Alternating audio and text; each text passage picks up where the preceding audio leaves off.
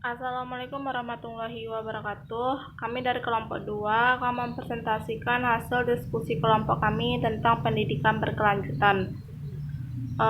Kami dari kelompok 2 beranggotakan 2 orang, yaitu saya sendiri Gema Azanova dan teman saya Altel Salki Dihami. Baiklah, untuk materi yang pertama saya akan mempresentasikannya, yaitu tentang pendidikan berkelanjutan. Pengertian dari pendidikan berkelanjutan yaitu kesempatan belajar bagi orang dewasa untuk meningkatkan kemampuan setelah mereka melakukan suatu pekerjaan atau suatu kegiatan sukarela dalam suatu masyarakat. Selanjutnya yaitu karakteristik pendidikan berkelanjutan. Yang pertama yaitu komprehensif, yaitu sistem pendidikan berkelanjutan harus dapat mencakup seluruh anggota. Yang kedua itu berdasarkan analisis kebutuhan. Sistem pendidikan berkelanjutan menyelenggarakan pendidikan yang berhubungan dengan tugas dan relevan dengan kebutuhan pada suatu masyarakat. Selanjutnya itu berkelanjutan. Sistem pendidikan berkelanjutan menyelenggarakan pendidikan yang berkesinambungan dan berkembang. Selanjutnya yaitu terkoordinasi secara internal. Sistem pendidikan berkelanjutan bekerja sama dengan institusi pendidikan dalam memanfaatkan berbagai sumber daya dan mengelola berbagai program pendidikan berkelanjutan. Selanjutnya yaitu tujuan dari pendidikan berkelanjutan. Tujuan pendidikan berkelanjutan. Pendidikan berkelanjutan diselenggarakan untuk melanjutkan dan meluaskan pendidikan dasar serta menyiapkan peserta didik menjadi anggota masyarakat yang memiliki kemampuan mengadakan hubungan timbal balik dengan lingkungan sosial, budaya, dan alam sekitar, serta dapat mengembangkan kemampuan lebih lanjut dalam dunia kerja pendidikan tinggi.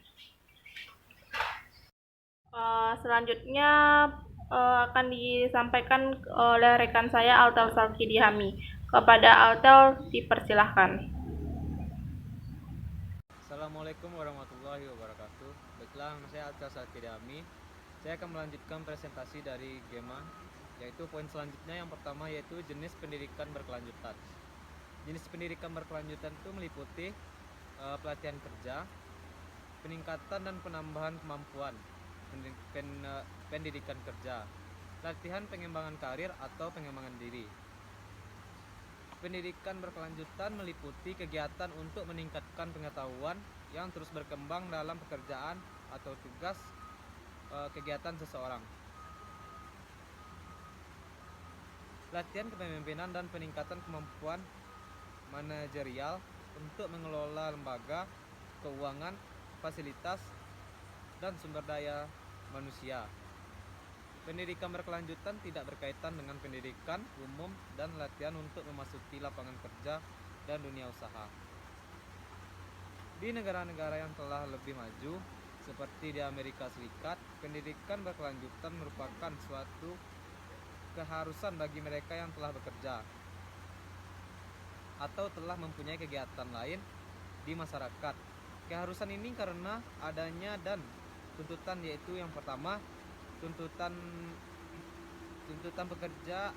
pekerjaan atau kegiatan yang mengharuskan setiap orang mengembangkan diri untuk mencapai efisiensi dan efektivitas kerja. Dan yang kedua, tuntutan yang disebabkan oleh perkembangan ilmu pengetahuan dan teknologi yang makin meningkat.